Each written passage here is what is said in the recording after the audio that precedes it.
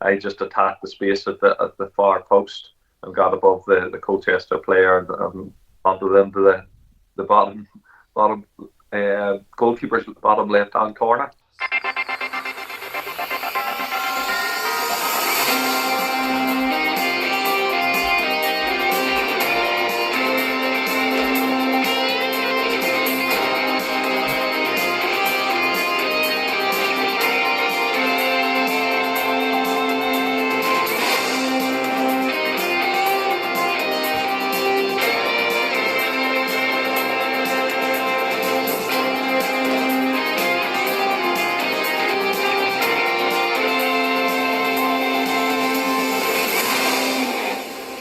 Hi, so I've got Pat McGibbon with me. Pat, thanks for joining me.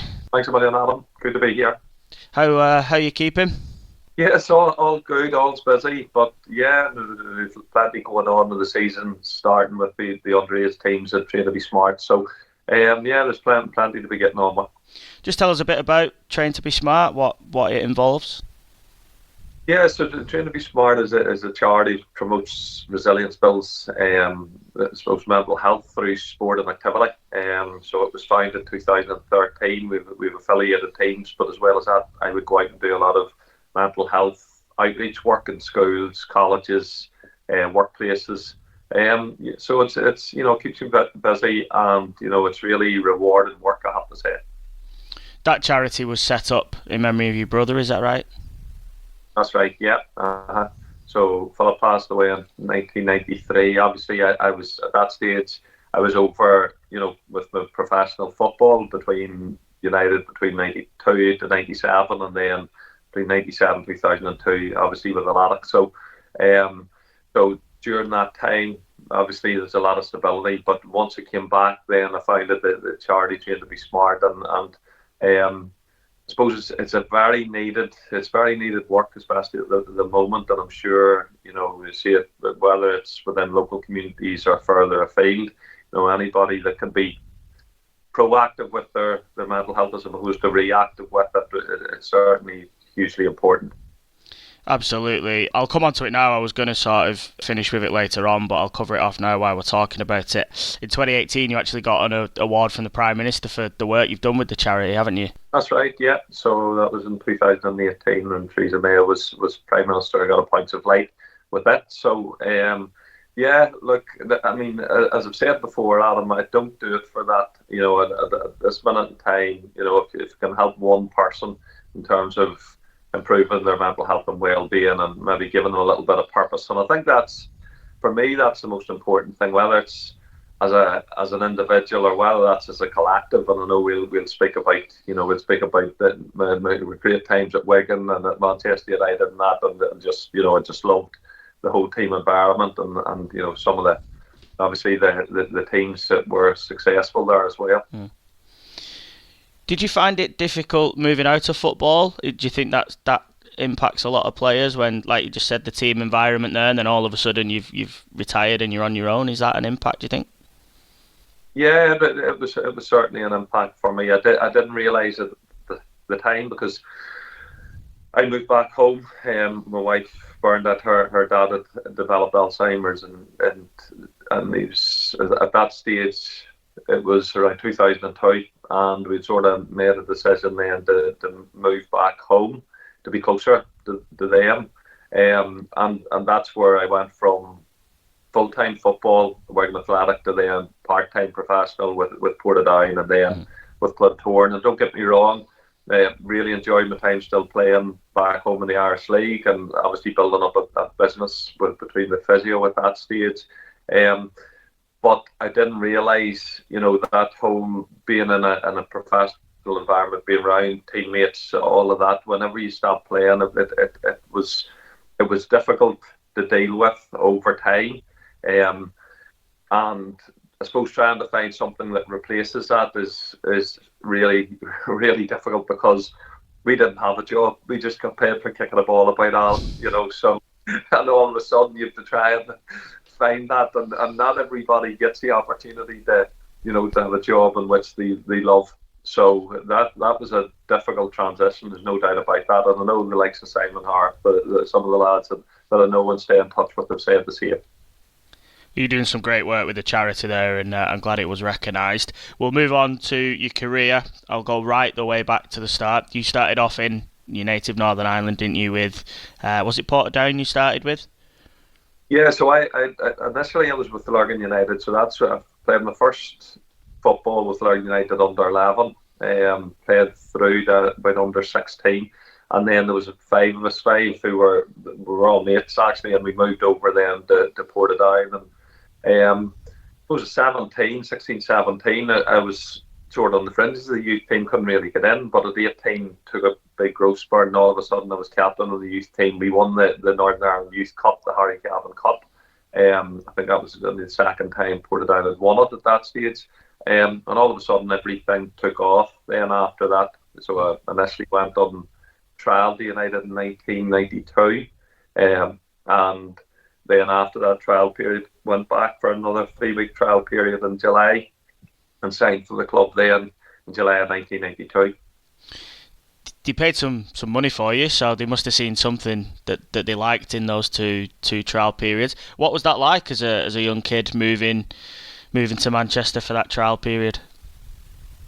It was a bit surreal, as one of those that just engulfed myself with football, so as well as obviously playing, and I see it with kids now, there's kids that will play football but don't necessarily really love football, and they don't go to matches and watch matches when they're a kid in the afternoons after they play a youth team match, or I just engulfed myself with it between Bad Match magazine and Shoot magazine, having all of that around me, seeing all those players, and then all of a sudden, when I went on my first trial day, all of a sudden at one stage I was sat in the Cliff training ground, and I was sat beside Brian Robson, who was England captain, and things like that. It was quite surreal, but eventually and very quickly you have to get over that and realise if you're going to make a career for yourself, you have to see yourself as an equal to those people in terms of once you're out in the pitch. Yeah, I mean, you were there at a key moment, really, in United's history in terms of the youth teams and stuff like that, weren't there? I've stolen an image from your Twitter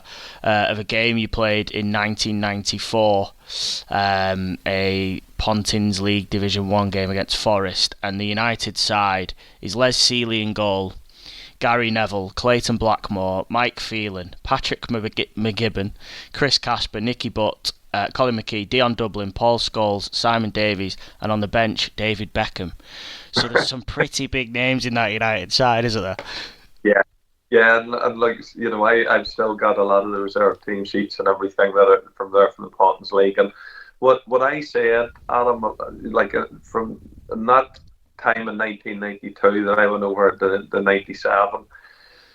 Rosie Gafford had created a culture. Alex Ferguson had created a culture and was building a culture. And, the whole idea that, the first team, yes, I know, 92, 93, they obviously won the league, in the Premier League. And that was, the first time in 25 years, I think, that they had won, First Division stroke Premier League. But as well as that, the reserve team won the league for the first time in something like 25 years as well. The A team, with obviously Backs and Scholes and all of that, were coming through and winning the A team league and winning the youth cup, I think, in 91, 92. There was success was bred right through, but what I always really noted about the whole thing was that it didn't matter if you were the first team player or the lads who were playing within the youth team, or even below that, Adam. You had the canteen staff, the gaffer knew everybody, and they were all treated equally. It wasn't, nobody was thought of as any better than the next person. I think everybody was at a level, and I think that really told in the fabric of the club as well. And as I say this, it was very similar at Wigan whenever I went there as well. Good to hear. You did play one game in the first team. I'm not going to touch on it too much because you lost 3-0 to York City in the League Cup and you got sent off. Yeah. I have seen the highlights. It's never a penalty. It's a foul, but it's outside the box. Whether it was a red or a yellow is open to debate, but it's definitely outside of the box. Ignoring, obviously, what happened in the game, how did you feel making your debut at Old Trafford for the first team? Yeah, it was an amazing experience, and the week before I'd travelled with the squad to Rada Volgograd, and I sort of had an inkling that I'd be thereabouts. Um, so to actually put on that United jersey for a first team game was just amazing, and obviously it didn't work out the way that I would like it to have worked out. But they've said that I put on a first team jersey for Manchester United. It's just things that other people could only dream about, and it's quite disappointing because even that season I was back in the first team squad, and I was on the bench for a couple of games, notably the one against Newcastle at Old Trafford. That remember Kevin Keegan had lost the plot a wee bit at that stage, and that season was saying, I'd love it if we beat them. So I was on the bench in that game, and that was the stage where there were only three substitutes on the bench. So things were still ticking over. But I think it was the following season, '96. Then, whenever I went on loan to Swansea, that things sort of changed a little bit once I got quite badly injured. Yeah, I was going to come on to that then. So obviously you're on the precipice of the first team, as you say there, and then you go out on loan. Were you injured at Swansea while you were out there on loan? Yeah, so basically, I played some of the pre-season games for the first team, and it was the Umbro International Cup was up at Nottingham Forest. I think Ajax were involved, Forest were involved. I can't remember the other team at the time, but so I'd played within that. I'd played in the pre-season games. So over in Ireland, we played at Portadown in the north, and then went down and played a League of Ireland Select, and was involved with those games, and then the gaffers he tended to do with the younger lads, he'd put them out on loan. So I think it was Jan Mulvey then was manager. Well, it was Jan Mulvey was manager at Swansea at the time, and I went out on loan to Swansea. But the way it was working at him was I was going to train 3 days a week at United, and then on the Thursday, Friday, go down and stay for the couple of days at Swansea, and then obviously play games. But managed to play one game against Doncaster. Always remember we beat Doncaster 1-0 Swansea, and remember Jack Lester was up front, and Darren Moore, that's obviously managing now. Darren was the centre back there at the time. I remember having to mark him from set pieces, which which was a feat in its own. So. But then was actually in training, went in for a tackle with Ronnie Wallwork. We just both went in for a genuine tackle, and my knee went the opposite way and was out 5.5 months with 2 operations. And then the next part of the story, I suppose, is going out on loan to get fit with Wigan Athletic, and then didn't look back for 5 years. Yeah. So is that how the move to Wigan came around then, to get fit after your injury? Yeah. So I wasn't playing. Obviously, I was getting myself fit at that stage. Was doing plenty of training, and then the opportunity arose. And John Dean had contacted the gaffer about me going out on loan to get some match fitness, and obviously to get a bit of football.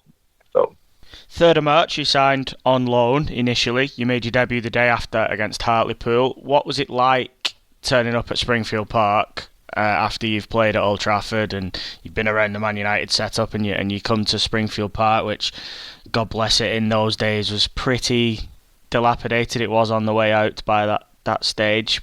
What was it like?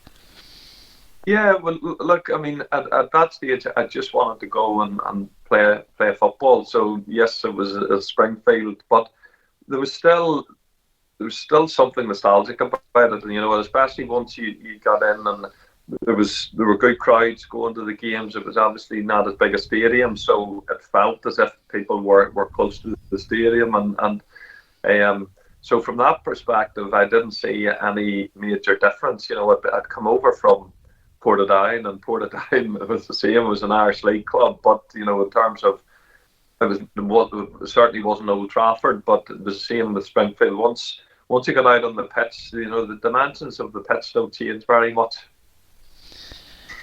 Do you remember your first goal for the club? Oh yeah, and it was amazing experience. So, against Colchester, as Mark and myself and Congreve and all were marking Mark Sale, who was about 6'6". Mark, he was one of the tallest players in the league. But I remember starting the game off well and winning the headers against him, and thinking to myself, things are going well here. Just before half time, we won a corner, so I think it was Izzy Diaz, maybe. Izzy had a shot that was deflected for a corner, and then I had to come up as did myself and Congreve off in the corner. Robbie put a great ball in, and I just attacked the space at the far post and got above the Colchester player and onto them to the bottom goalkeeper's bottom left-hand corner. So you've described that absolutely perfectly, so you do indeed remember it. And of course, it was the goal and the win that guaranteed our promotion to the then second division Tuesday night game against Colchester. The picture of your goal is up in the museum. I'll be honest, I was a 10-year-old kid and I had that picture on my wall for years. I had a wall in my bedroom that was just covered in sort of football pictures, and that one took pride of place after that goal. So you're only on loan, but you've already sort of wrote your name into Latics history. Never fall in love with a lone player, as they say. We go on and win the league. Did you get a medal? Had you played enough games? What were the rules back then? Yes, got the medal, and it's probably the place where a few other things that we have there. So yeah, look, I mean, it was an amazing experience, and I suppose the first couple of games that I came in, I would say I was more of a grower in terms of the place. Like I wouldn't, whereas Eric came in to Old Trafford and just walked in with the collars. It felt like the collars up, and he owned Theatre of Dreams, or it was, he was meant for the Theatre of Dreams. As one of those, it was quite quiet, and for the first couple of games, settling in. Obviously, with no one getting to know the players and everything. But as that season went on, that loan season, I felt stronger and stronger and more confident. And by the end of it, by the time we got to the Mansfield game, the final game of the season, I think we were confident as a team that we were going to win the league, not just be promoted, which we did. It was an interesting way that we won the league that season. Do you remember it? So, in what way? We finished level on points with Fulham, didn't we? What was it that distinguished the two clubs and we won it? Can you remember? I can't remember. It was goals scored for the one and only season that I think that was in. And had it been the traditional goal difference, we'd have finished second. Right, okay. So, didn't know that, so there. Yeah, there you go. So yeah, we won the league on goals scored, and I think it was Jamie Hill who brought that in actually, which was interesting because obviously he was a big part of Fulham, wasn't he? So he actually did his own club a dirty there, because as I say, they would have won it on goal difference. But history, we've got the trophy in the cupboard. That is what it is. So we move up a division, second division. We've actually signed you permanently now for £250,000. So was the move ever in doubt? Was it an easy decision to make after the loan spell? Yeah, look, I was at the stage. Obviously, I'd really enjoyed winning the league while out on loan, and having the great experiences there. And as much as reserve team football was great, and playing with some of the players that you named earlier, but actually playing competitive football was brilliant. So I went and spoke to the gaffer, had a chat with him. He had offered me a couple of years. I remember him always saying, because I went over I went over after my A levels, and whereas a lot of the lads would go over at 15, 16. I was a couple of years later, and the gaffer said, you'll be 25 before we know if you're a player or not. So I think that was bringing me up. Those extra couple of years would have brought me up to 25. But I just really enjoyed my time at Wigan, and during that short spell. So I wanted to go out and just play first team football and compete for first team football. I didn't expect to be handed, but just to be playing week in, week out. So that's why in the end up it was quite a simple. It wasn't a simple decision. It's certainly not simple when you're leaving Manchester United, No. Because but in terms of my, I suppose, career, from that point of view, it was important to do it. Was that the highest level you'd played at as well, as regular football? Yeah. Yeah, so look, I mean, it was as I said, it was a good league, and it was a strong competitive league, and you had Fulham that were coming out of the division along with us, and obviously that Mr. Whelan had had loads of ambition. It just tells the 5 years I was there, I think it's 7 managers at him, so so it was one of those where everybody was pushing, and I think 3 out of the 5 years I was there, we were in the playoffs, and we're very unlucky within those. But that was, it was a really good league, and I know we would have competed in the championship. I don't see any issue. I don't think there would have been any issue with that. But yeah, so that's where my journey ended in Division One. Yeah. Or sorry, it was Division Two. Is that right? At the time, yeah. And 11th place finish in that first season. So it wasn't a bad season at all, as you say. And then we started to sort of move through the gears and hit the playoffs. The following season, 98-99, the last one at Springfield Park.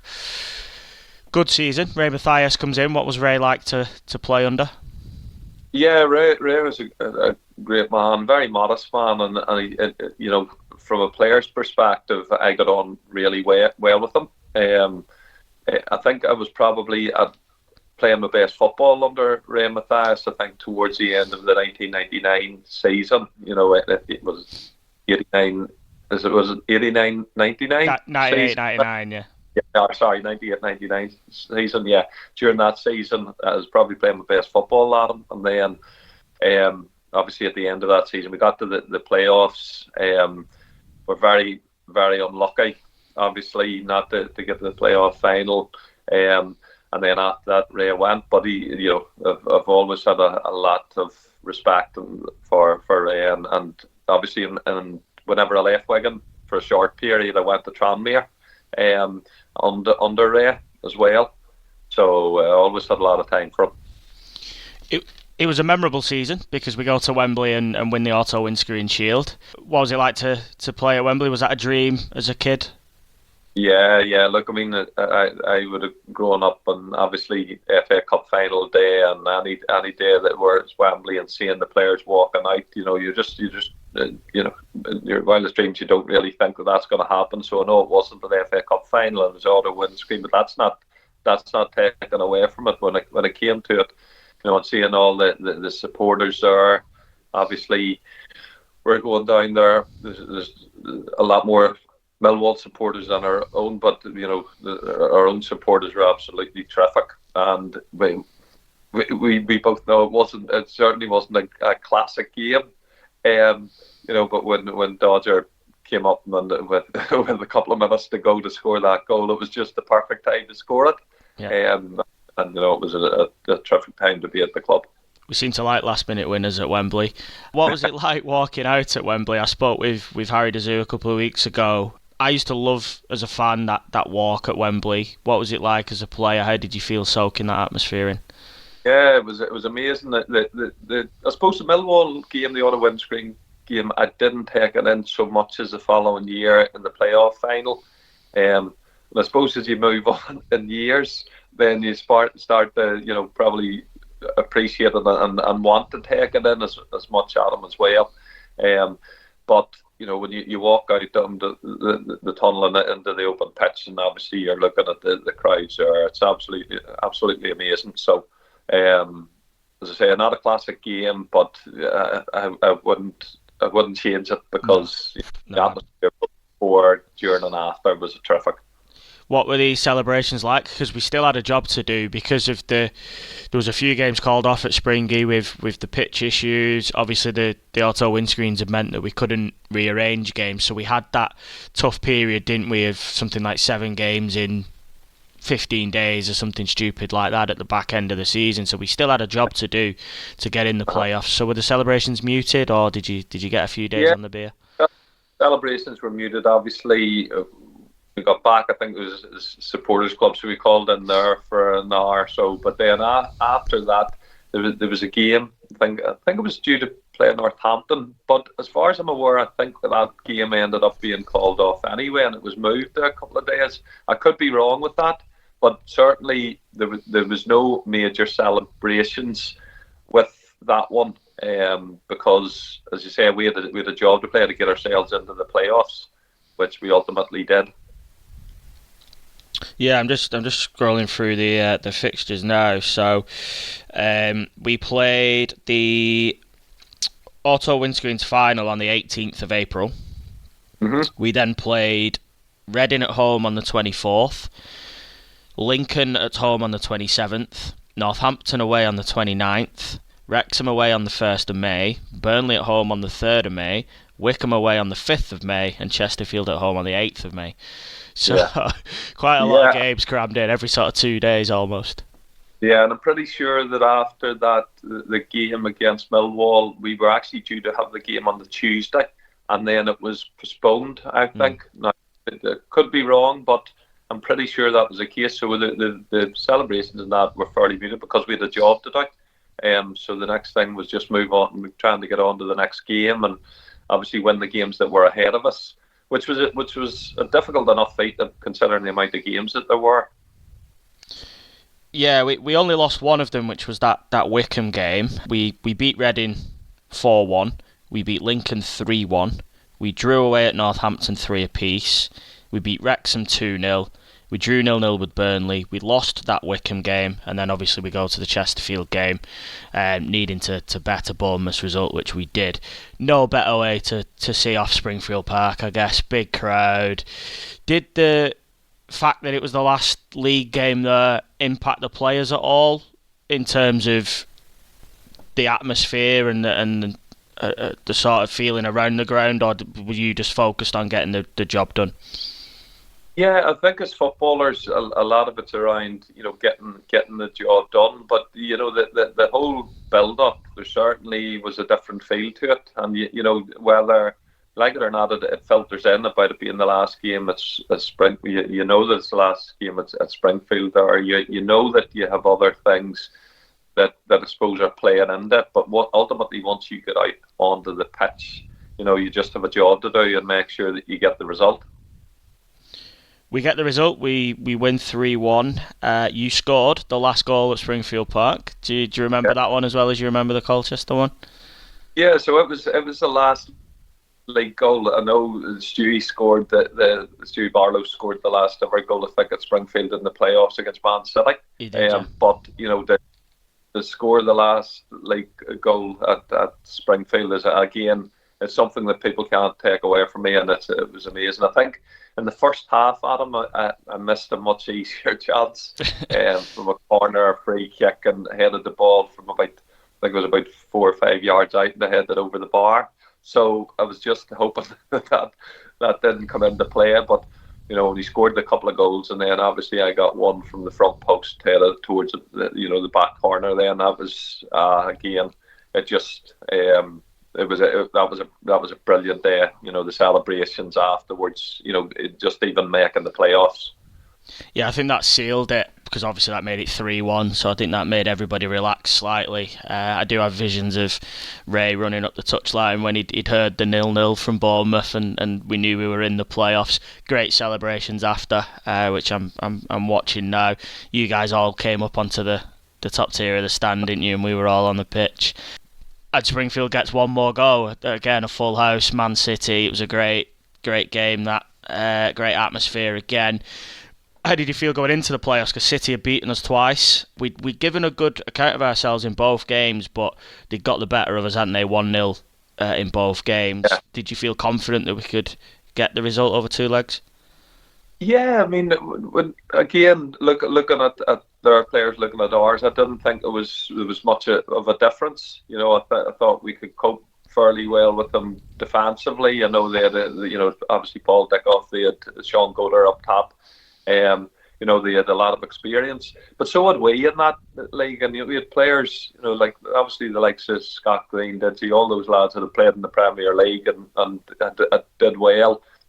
We had a good, solid, strong side. There was a really good camaraderie about us. So we thought we could beat them within the 2 legs, and I know ultimately you look at the score lines, but I don't think it tells the whole story within that. No, we go 1-0 up within seconds. As you said, then Stuart Barlow scores the last Latics goal at Springfield Park. Paul Dickov equalises. We go to Main Road, 1 apiece. We obviously had to score there. I don't know if away goals counted back then, but we'd have had to have won the tie, obviously. Do you remember much of that leg? Because there's 2 major incidents that still really, even though we've done everything we've done against Man City since, there's still those 2 incidents that still sort of wrangle, certainly with myself and I know other Latics fans. The Kevin Sharp penalty incident, and of course the City goal. Do you remember those 2? Yeah, I remember both of them well, and I remember even the game itself. I always enjoyed playing the games, and especially away from home, where you were, your back's against the walls. You'd expect at Main Road, obviously a full sellout crowd, but again, we were more than holding our own. Sharpie went into the box. It was a stonewall penalty. It wasn't even close to not being a penalty. No, it's not. But the referee didn't give it, and then you're obviously playing for that goal, and when the cross came in from the right hand side from City, and Sean Goder put it in with his hand, with his arm, and it wasn't close. You see the videos. How I know Sean's never actually came out and admitted that it was a handball, but everybody knows that it was. So these days, obviously, a VAR and all the analysis that goes on, Adam, unfortunately, it didn't help us on the night. So it could have went either way. I know Bonner came on, or when I don't know if he came on or he had played at the start of the game, but he ended up hitting the crossbar as well from a header. We had chances, and we didn't feel as if we were ever underdogs to Man City, to be honest, and just that little bit of luck, and it's fine margins, I suppose, sometimes, especially when you get to that stage of football. Yeah, it was. As you said, Ray ends up leaving based on that. I think I've heard him in an interview. He met the referee a few months later, and he said, "Thanks for that. You cost me my job," which he did. John Benson takes over the first season at the then JJB. John was already at the club, so I guess that it was an easy transition, was it, as players? Yeah, it was. Certainly, Ben had been around. Ben knew his football. He knew the players. So from that perspective, Adam, there was still stability within the club. But obviously, we were very disappointed. And I was very disappointed for Ray when he obviously wasn't given the job for the following year. It was disappointing, but you just have to get on with it with footballers. And as I said to you before, I'd had 7 managers in the 5 years at Wigan, so it was a bit of a turnaround.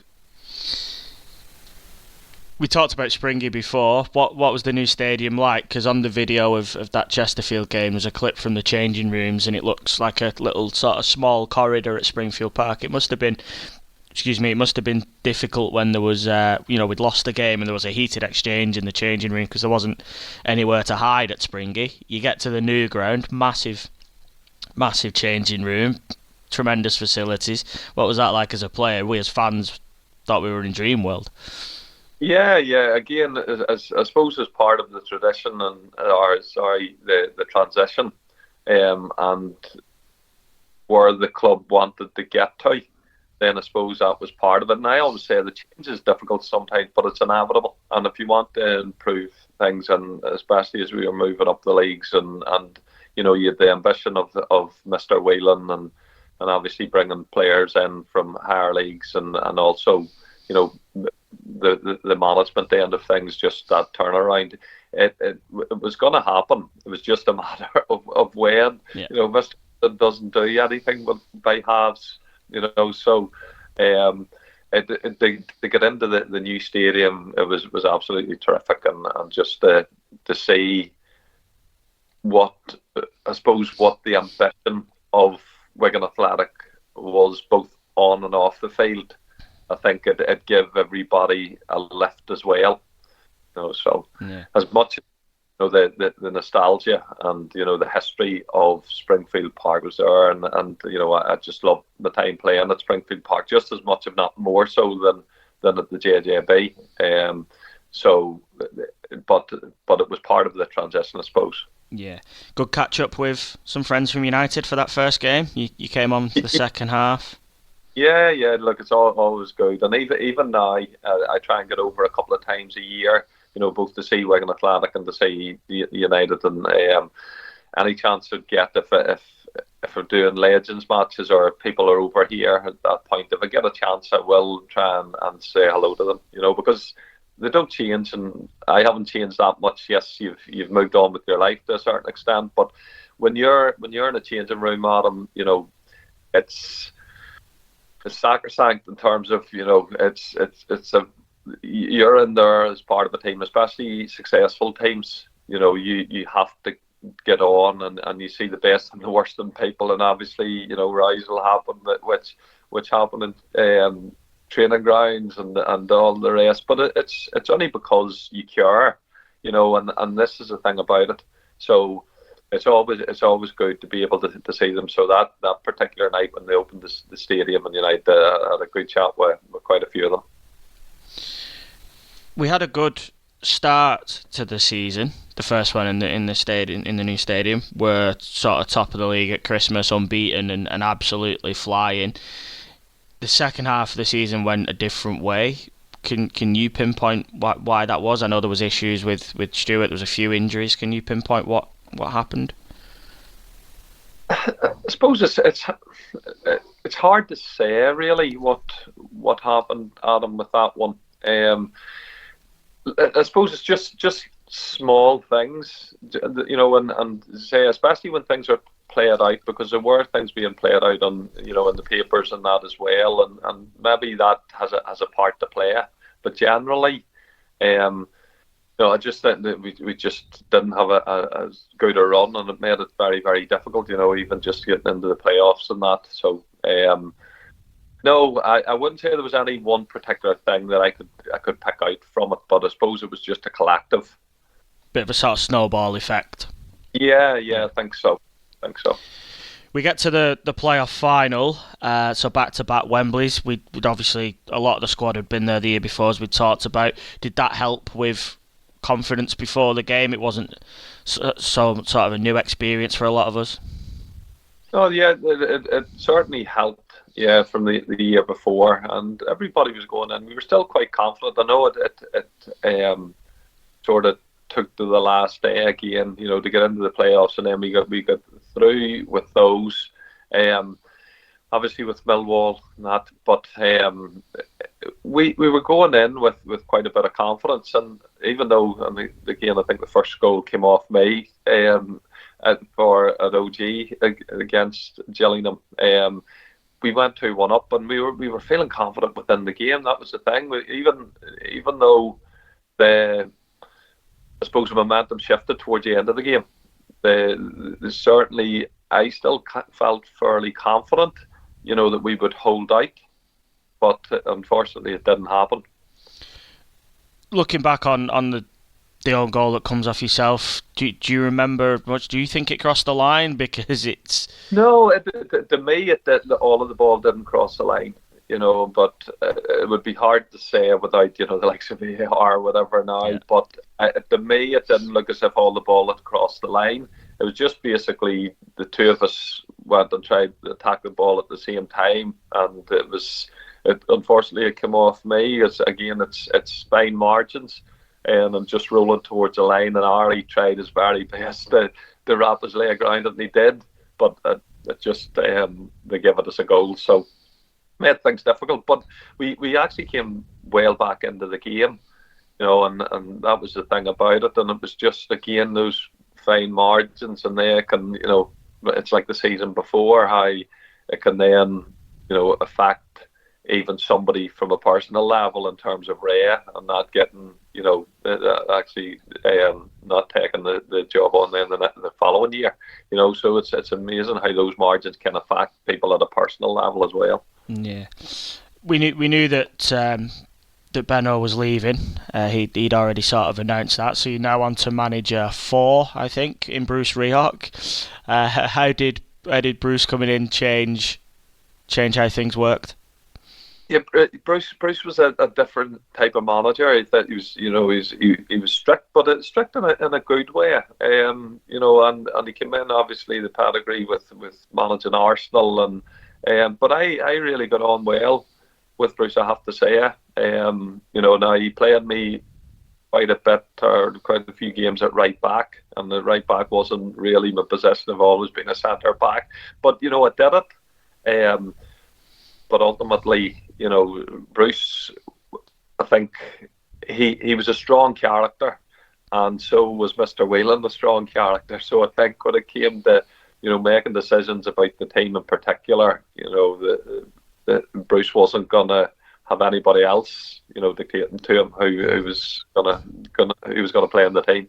Yeah, a bit of a clash of personalities, shall we say? Yeah, Again, a really strong season. When Bruce left, we were 4th in the table, so it wasn't a bad season by any stretch. But as you say, Mr. Whelan had the ambition that we were going to get promoted, and if he thought that there was a risk of that not happening, he always acted on it, didn't he? As we saw with Ray yeah. going. Was it a shock to the squad? Because as I say, it's not like we were in a bad place. We were doing okay. Was it a shock when you heard that Bruce had gone? Again, not really, not from previous, and this was the thing about it. It's always a shock at the time, but again, as footballers, and we've sort of been taught this is sort of you have to move on fairly quickly from it.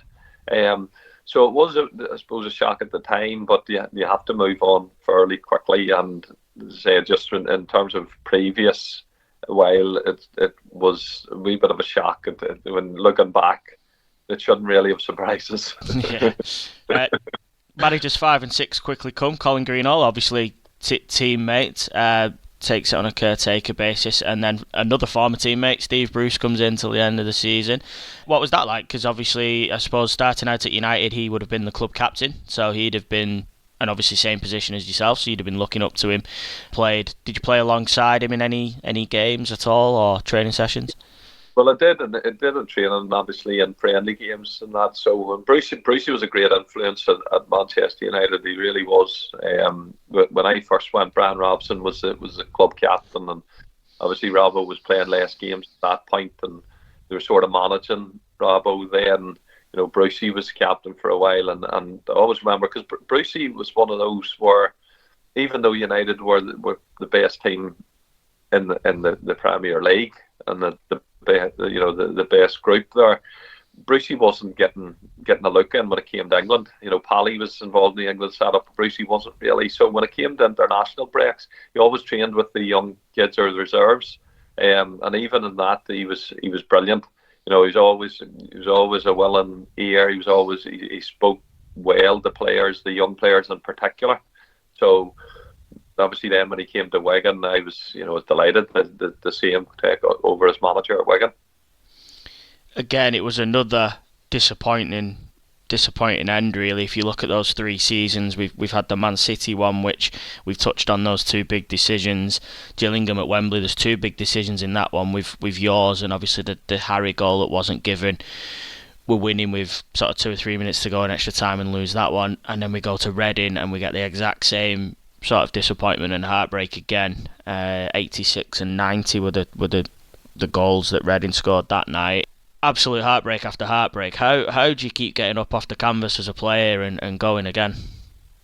It's difficult. It's difficult, especially when it comes to when you look at the way that games were lost, and during whether it was the playoff semis or the playoff final. I think in the game against Gillingham, obviously Kevin Sharp had been sent off, and you're playing with 10 men, and once. I speak a lot about momentum shifts, and that happens in football.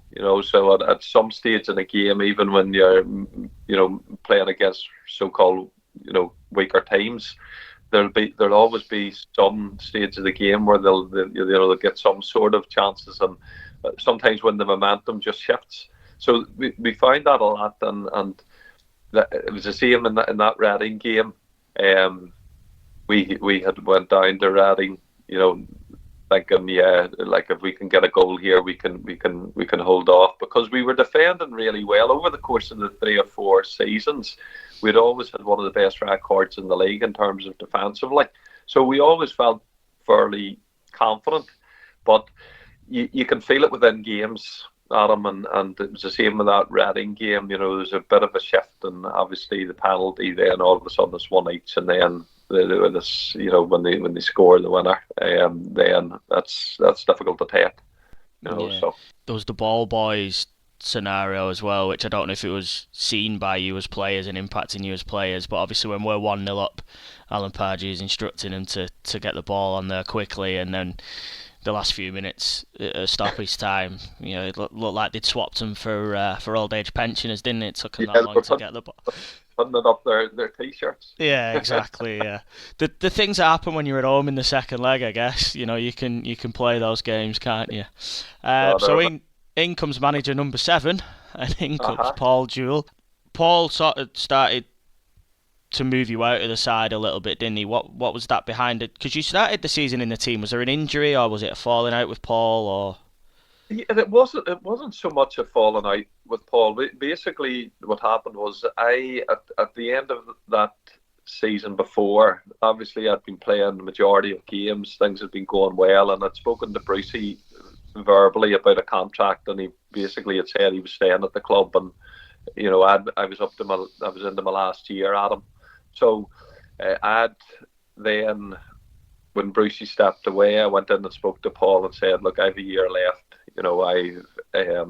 What's happening? He just basically said, look, I'm making my own decision, so I won't be offering you a contract at the moment. So that was fine. I told him, look, I'm at a stage of my career, I suppose I've got a family now. You have to think of these things, Adam, as well. So I put myself on the list, but obviously still wanted to be involved with the club, and I did. I played the majority of the start of the season, but look, it is what it is. Managers will have their own decisions to make. I have my own decision as a person to make as well. So certainly there was nothing personal with myself and Paul. It was just it's just you have to make decisions based on what you think is best, not just for you but for your family. You ended up going out to Scunthorpe on loan, didn't you? Which I don't think sort of worked out. You ended up coming back to Wigan during that, didn't you? Before you ultimately left the club when your contract expired. Was that difficult to do? Because obviously you've left Man United to come to Wigan. You've had 5 or 6 years at Wigan, some really good. We touched on nothing but disappointment, but some really good highs as well. How did it feel to leave the club? Oh, look, it was difficult to leave Wigan. I'd been there 5 years, as well as that. We had immersed ourselves within the community. So we moved from Manchester to Standish. We had loads of friends around the area. So from that point of view, I had loads of friends. But so from that point of view, it was difficult, Adam. And as I say, though, there was a transition there where Bernard's dad had become unwell with Alzheimer's. He was only 59 at the time. We were making a decision. I just finished my physio degree as well, so I had something to step back from. When the football ended, that had something to go into. So we had to I suppose, look at the pros and the cons of everything, and I think ultimately it was the best decision in terms of being closer to Bernard's dad, and that was what came in. But from a footballing perspective, it was very, very difficult because I obviously had great times in the 5 years I was at the club. Wembley, the high. Would you say that was your best moment at Wigan? Yeah, certainly. The auto windscreen was terrific. The play at Wembley, something just, as I said, just dreamed as a kid. But both the Colchester night and even winning the league, obviously the Mansfield game as well. There was some brilliant times within it, and certainly during the 5 years we've won a lot more games than we've lost. So that's the me, and also the friendships that I made as well, both on and off the field. So I've loads of highlights at them. That's why I always big up both the time at United and at Wigan, because at 5 years of stability at both clubs at a time when obviously it was not long after the death of my brother and I needed a stable environment, and I had those in both. So I would look at it more, highlights, yes, but those 5 years to me, that's part and parcel of football. It's a roller coaster. Of those 7 managers, who did you enjoy working under the most? Would you say Ray?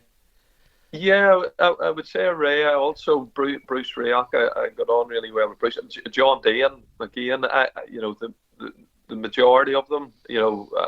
I would say they all had different character traits. And that's the thing about it. And even the work I do now in terms of sort of mentor support and the health and well-being.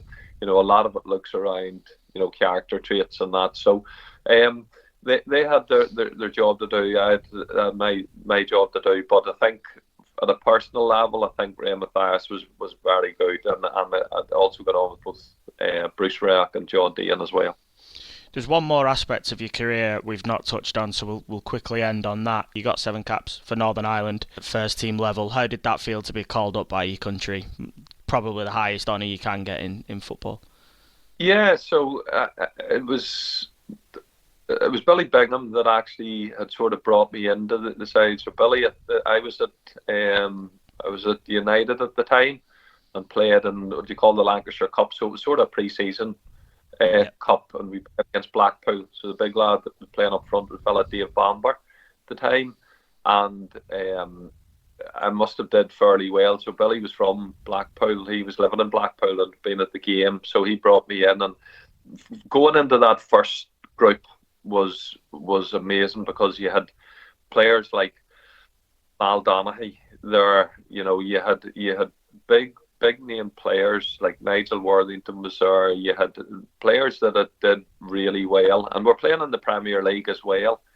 So when I first went in, it was a brilliant experience. And obviously, I played my first international game.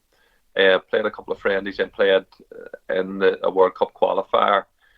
Was doing well in the game against Latvia in the World Cup qualifier, but was taken off at half time. Was never really given any reason by Brian Hamilton. And after that, it was. I played games, but the experience had really been put off me again by, again it was his decision to make. But I always think, and I'm in management, I have been in management. So in terms of communication, I think effective communication is key as well, because even players who play at the top level in international football, still again a human side. So they want the know, and if you can at least be effective with your communication. So I was privileged to have played very top with international football with Northern Ireland, but in all honesty, I maybe could have played more, and I enjoyed that stage of my club football more so than some of the trips. Yeah. And that's at times. Was Roy around the squad at that point? Roy Carroll? Yeah. Yeah, so Roy was there, and obviously good mates, so there was no issue. I knew people around there, and so Roy was there. There was other ones like the likes of Colin Murdoch, that was there from the time at United. Keith Gillespie, Keith was there. So it wasn't as if I knew lads there, but the experience just didn't. It was disappointing. Let's put it like that. I was very privileged to do it, but I still think I could have achieved more. But look, nobody can take those 7 international caps away from me. No, absolutely. And people looking in at them, that anybody that played at the very pinnacle in terms of international football at senior level, then I'm still very proud of that. You've said before you come over and you get to a few games whenever you can. I've seen on your social medias that you watch the games at home and cheer for Latics. Have you got a final message but have you got a message for Latics fans who are listening to this? Yeah, well, look, I always keep an interest in it. I'll certainly be over again, if not, not a couple of times, certainly once this year, and make sure that I get that game. But I suppose it's just a matter of keeping the faith and making sure that you still get out and support the team. Because the club is looking, and I went as a supporter in 2013 to that FA Cup final, and when Robbie managed, and it was such an amazing experience. And I suppose as you talk about highlight, but I just think for families to get their kids out on a Saturday and go and watch a team like the Latics, I was very fortunate to be out there on the pitch while supporters were supporting. So to go and do that, I would just encourage them to do that, Adam. Pat McGibbon, thanks for joining us, and we wish you all the best. Cheers, Pat. Thank you.